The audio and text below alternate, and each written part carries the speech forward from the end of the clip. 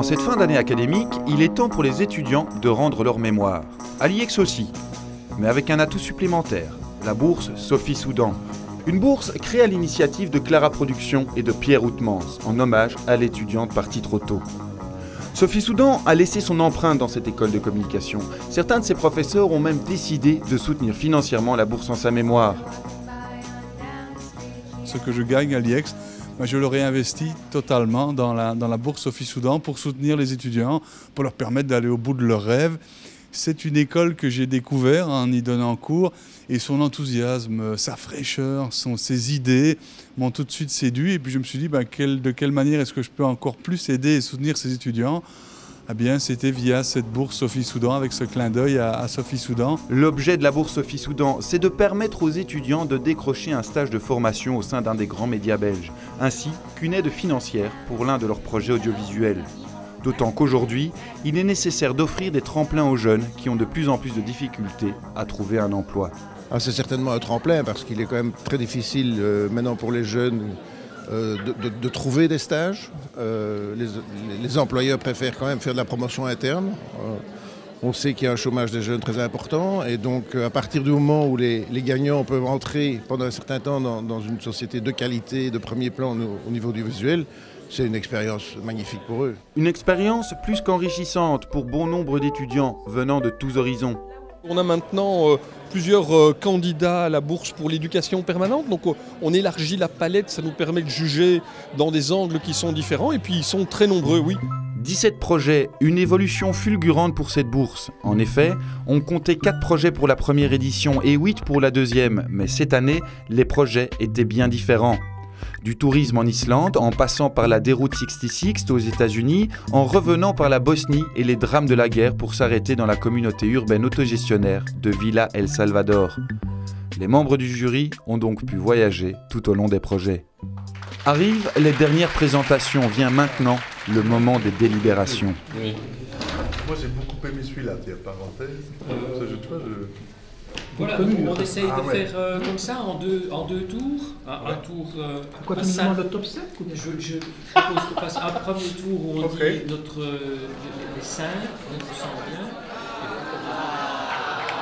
Nous avons eu une délibération très difficile parce que comme l'année passée, on était face à des projets de très très grande qualité et qu'en plus on en avait ce soir 17. Et descendre de 17 à 2 est une tâche très très difficile et d'ailleurs nous n'y sommes pas arrivés et c'est la raison pour laquelle nous avons décidé que le deuxième prix, il y aurait 2 projets ex aequo ce soir. La qualité, elle a donc emporté sur la quantité, mais comme l'a dit le président du jury, la deuxième place a été décernée à 2 projets. Outre-mer et sans tabou.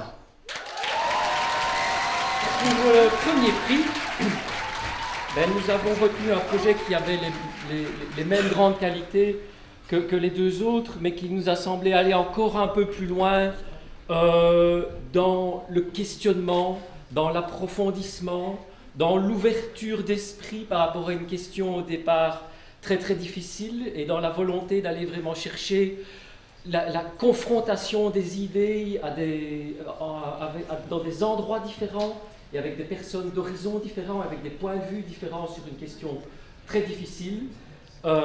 Qui est celle du travail des enfants. Et donc,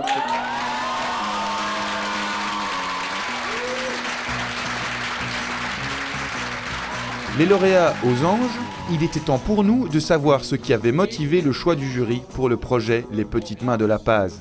Ce qui, moi, a retenu aussi mon attention, c'est la raison pour laquelle il concourait et l'idée que la bourse n'était pas la volonté d'obtenir quelque chose en plus, d'avoir du plus beau matériel ou de pouvoir vivre sur place, mais de pouvoir faire une chose supplémentaire que sans la bourse, il n'aurait pas pu réaliser. La bourse est donc bien un coup de pouce en faveur de la qualité de l'information, mais où vont-ils trouver leurs idées ? Réponse avec les créatrices d'Outre-Mur et Sans Tabou. On a réfléchi énormément, on a d'abord pensé à plein de sujets qui étaient vraiment à l'opposé de ça, qui n'avaient rien à voir. On avait quand même pensé à la Bosnie au départ, mais on n'était pas vraiment au courant du fait qu'il y avait des enfants nés de viol. Et justement, quand on l'a appris, ça nous a surpris et on s'est dit on a envie que les autres le sachent aussi et qu'on apprenne à les découvrir parce que finalement, ils ne sont pas si loin de chez nous et donc c'est quand même assez incroyable comme histoire, quoi. Le 9 novembre dernier, on fêtait donc la chute du mur de Berlin. Et là, on s'est vraiment rendu compte, on a commencé à s'intéresser sur le sujet. On a vu une exposition de Gaël Turin sur le mur, un de Bangladesh, on ne savait même pas qu'il existait. Et là, on a commencé à se renseigner, à lire des articles. Et on s'est rendu compte qu'aujourd'hui, il y avait 41 murs dans le monde. On ne savait même pas qu'il y en avait autant, même tout proche de nous en Europe. Et on a voulu en savoir plus à ce niveau-là. Transmettre justement une information est capital. D'ailleurs, les grands gagnants de cette édition ont décidé de s'intéresser à une problématique étonnante. Mais en fait, en Bolivie, l'âge légal d'accès au travail est passé de 14 ans à 10 ans, alors que dans le monde, normalement, l'OIT laisse la limite à 14 ans. Et c'est les enfants travailleurs eux-mêmes qui sont syndiqués et qui ont demandé cet abaissement de l'âge légal. Donc voilà, nous, on va essayer de voir qu'est-ce que cette loi va changer pour ces enfants travailleurs. Voilà pour cette édition 2015 de la bourse Sophie Soudan, qui, comme nous le rappelle son papa, ce n'est pas un prix à la mémoire d'eux, mais un prix pour que vous puissiez vous développer dans vos projets. Merci à vous. Merci.